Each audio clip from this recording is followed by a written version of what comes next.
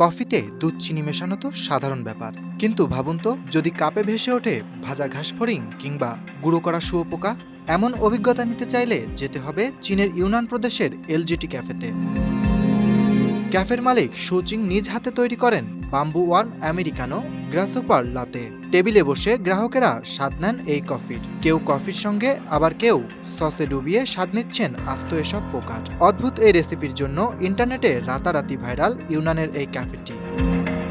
ক্যাফের মালিক সুচিং বলেন, দীর্ঘদিন ধরে ইউনান কফি উৎপাদনের জন্য বিখ্যাত, আর স্থানীয় খাবার হিসেবে পোকামাকড়ও এখানে জনপ্রিয়।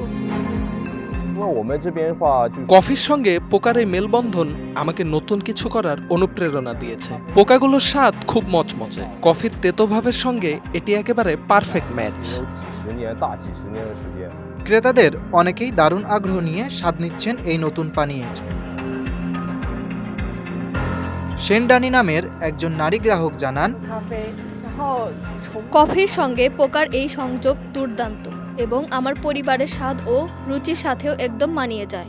এই কফি ইউনানের মানুষের বৈচিত্র্যময় সংস্কৃতির প্রতিফলন। মালিক সুচিং আরও জানান, এখানেই থামছেন না তারা। নতুন মেনুতে আসছে স্যান্ডওয়ার্ম লাটে আর বাগ লাটে, যেখানে আরও বৈচিত্র্যময় পোকামাকড় যুক্ত করা হবে। Dhaka express desk report.